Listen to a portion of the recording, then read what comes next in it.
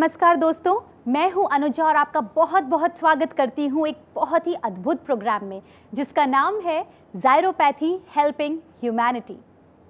दोस्तों, मातृत्व यानी मदरहुड एक ऐसा यूनिक एक्सपीरियंस होता है जिसमें सुखद अनुभव के साथ कई तरह के चेंजेस भी आते हैं। फिजिकल और मेंटल चेंजेस के साथ साथ माँ बनने के बाद बहुत तरह के कॉम्प्लिकेशंस का भी सामना करना पड़ता है। तो क्या इन कॉम्प्लिकेशन से बचा जा सकता है? क्या पोस्ट प्रेगनेंसी हमें एक स्पेशल केयर की ज़रूरत पड़ती है?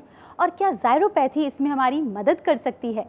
इन तमाम सवालों का जवाब आज हमें इसी एपिसोड में मिलेगा, लेकिन उससे पहले ये जानना ज़रूरी है कि ज़ायरोपैथी आखिर है क्या? ज़ायरोपैथी वो विज्ञान जो फूड सप्लीमेंट्स के जरिए स्वस्थ जीवन प्रदान कर सकता है और मानव जीवन से जुड़े इस विज्ञान के जनक हैं नरेश जी और उनकी सहयोगी कामायनी, जो पिछले कई सालों से इस थेरेपी पर शोध कर रहे थे जो लाइफस्टाइल डिसऑर्डर्स और डिजीजेस के नियंत्रण और रोकथाम में काम आ सके। इनके अथक प्रयास और एक्सपेरिमेंट से इन्हें एक सिद्धांत मिला जिसे व्यवहारिक जीवन में ज़ायरोपैथी कहा गया, जिसका मतलब है एक ऐसी थेरेपी जो इंसानों की ओवरऑल वेल बीइंग के लिए है। इसके एक्सपर्ट्स कामायनी और नरेश जी लगातार कई सालों से ज़ायरोपैथी के जरिए लोगों की प्रॉब्लम्स दूर कर रहे हैं और स्वास्थ्य के क्षेत्र में अपनी सेवाएं दे रहे हैं। दोस्तों, स्पेशल केयर पोस्ट प्रेगनेंसी और ज़ायरोपैथी के बारे में हमें बताने के लिए हमारे साथ मौजूद है खुद ज़ायरोपैथी के जन्मदाता नरेश जी। तो चलिए बिना देर करे उनका स्वागत करते हैं। नमस्कार नरेश जी। नमस्कार। I welcome you to Zyropathy helping humanity. Thank you. दोस्तों, अगर आपके मन में पोस्ट प्रेगनेंसी के स्पेशल केयर को लेके कोई भी सवाल है, कोई भी क्वेश्चन है और आप किसी भी तरह के कॉम्प्लिकेशन से बचना चाहते हैं या ऑलरेडी ग्रसित हैं जिसको ठीक करना चाहते हैं, बस फ़ोन उठाएं। कॉन्टैक्ट डिटेल्स आपके टीवी स्क्रीन पर ऑलरेडी मौजूद है और नरेश जी से संपर्क करें। नरेश जी, जैसा कि मैं बोल रही हूँ स्पेशल केयर पोस्ट प्रेगनेंसी, तो सबसे पहले मैं आपसे यही जानना चाहूँगी कि किस तरह के स्पेशल केयर की हमें ज़रूरत पड़ती है और किन चीज़ों का हमें ध्यान रखना चाहिए पोस्ट प्रेगनेंसी। अनुजा जी, प्रेगनेंसी अपने आप में एक बहुत ही सुखद अनुभव है। जैसा कि आप जानती हैं, इस दौरान औरत अपने अंदर एक नए सृष्टि का निर्माण कर रही होती है, एक नए बच्चे को जन्म दे रही होती है और जन्म के दौरान काफ़ी परेशानियां होती हैं। उस दौरान उस समय पर इमोशनल, फिज़िकल, सेंटिमेंटल, ये सभी भावनाओं में बदलाव पैदा होता है। प्रेगनेंसी के दौरान जो परेशानियां आती हैं शरीर में, जैसे कि फिज़िकल लुक्स चेंज हो जाते हैं, थोड़ा एक डिटैचमेंट बन जाता है हस्बैंड वाइफ के बीच में, क्योंकि बहुत सारी चीज़ें नई हो रही होती हैं। ये सब का एक जो कमी उस समय पर महसूस होती है, वो डिलीवरी के बाद वाइफ को वापस वैसे ही चाहिए होता है। नरेश जी, कई बार ऐसा होता है कि माँ अपने बच्चे को दूध नहीं पिला पाती हैं। इन दैट केस उसका ऑल्टरनेटिव क्या है? अनुजा जी, पहले तो मैं ये बताना चाहूँगा कि माँ के दूध पिलाने का क्या प्रभाव पड़ता है जी, और क्यों ये बहुत ज़रूरी है। सबसे ज़रूरी है माँ का पहले 2 दिन का दूध जी, क्योंकि इसी मिल्क से बच्चे की इंटेस्टाइन के अंदर बैक्टीरियल कॉलोनी की फॉर्मेशन होती है। ओके।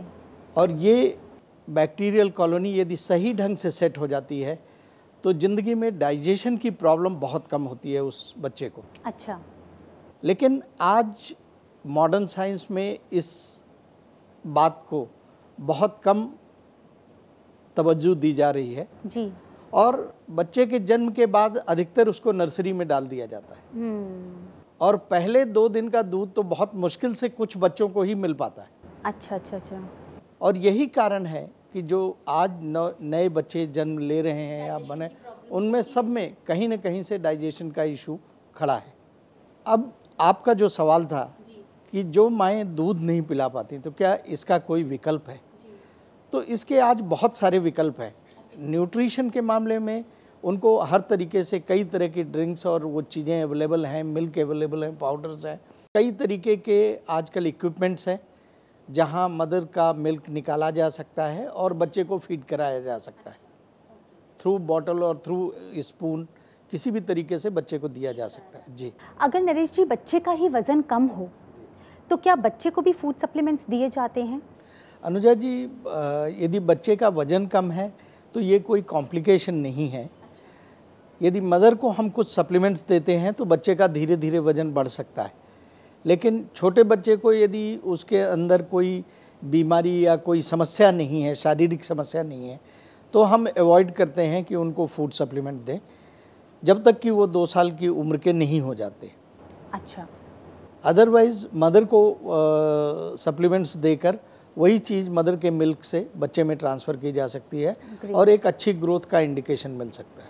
नरेश जी, आप ही की एक पेशेंट हैं जिनका नाम है राजमिन, उनसे हमारी मुलाकात हुई और उन्होंने अपना एक्सपीरियंस शेयर किया रिगार्डिंग हर पोस्ट प्रेगनेंसी डेज, जो उन्होंने ज़ायरोपैथी के माध्यम से स्पेशल केयर ली।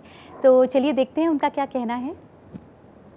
जी, मेरा नाम राजमीन है और मैं गांव के रहने वाली हूँ और 2 साल पहले मेरी बच्ची पैदा हुई थी। उसके बाद सफ़ेद पानी आने लगा और फिर मतलब बच्चेदानी आ गई थी बाहर को और मुझे बहुत ज़्यादा तकलीफ़ कमर में होती है। उसके बाद मैं नरेश जी से यहाँ दिल्ली में आई, उनसे मिली, फिर मैंने दिखाया, फिर उन्होंने मुझे दवाई दी, मैं यहाँ आके दिखाया मुझे, फिर मैं ठीक हो पाई। नरेश जी को मैं बहुत बहुत थैंक यू कहने का चाहती हूँ।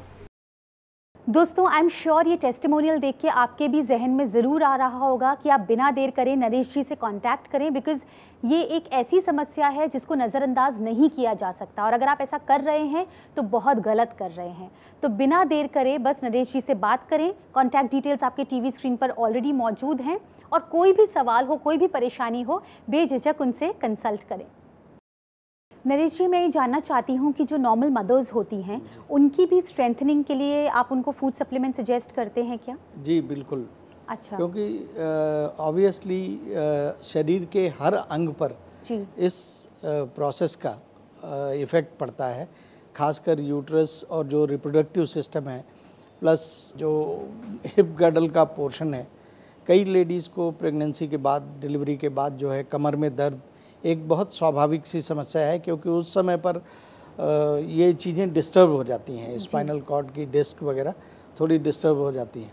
तो इसलिए हम उनको कुछ सप्लीमेंट्स का सुझाव देते हैं जिसके ज़रिए वो वापस अपनी नॉर्मल पूरी तरह वैसी स्टेट में आ जाती हैं। अच्छा। जैसे पहले होता है। नरेश जी, आज आपने इतनी बातें बताई कि किस तरह से पोस्ट प्रेगनेंसी चीज़ों का ध्यान रखना चाहिए और किस तरह के कंसर्न्स हैं, इश्यूज़ हैं जो फेस करने पड़ते हैं। तो मैं चाहूँगी कि आप आज यंग मदर्स को या यंग वुड बी मदर्स को एक स्पेशल टिप दें जो उनके लिए बहुत बेनिफिशियल होगी।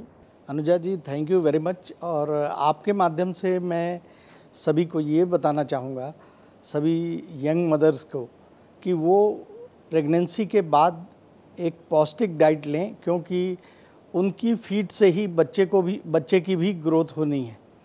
इसके अलावा आप कुछ सप्लीमेंट्स ज़रूर लें जिससे कि आपके जो ऑर्गन्स हैं उनका सभी का वापस वो पुनः वैसे ही हो सके जैसे पहले थे।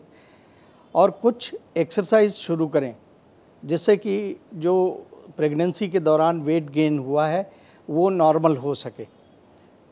Thank you so much Naresh ji. I think your all these tips are very valuable और मैं आपका बहुत बहुत शुक्रिया अदा करती हूँ, आपको बहुत धन्यवाद करती हूँ for all your valuable tips, valuable information and valuable time.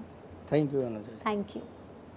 दोस्तों, अगर आप भी प्रेगनेंसी या पोस्ट प्रेगनेंसी से रिलेटेड किसी भी इशू के बारे में जानना चाहते हैं, नरेश जी से सलाह लेना चाहते हैं या किसी अन्य हेल्थ प्रॉब्लम के बारे में भी उनसे डिस्कस करना चाहते हैं, तो बस बिना देर करे इस एड्रेस पर कांटेक्ट करें।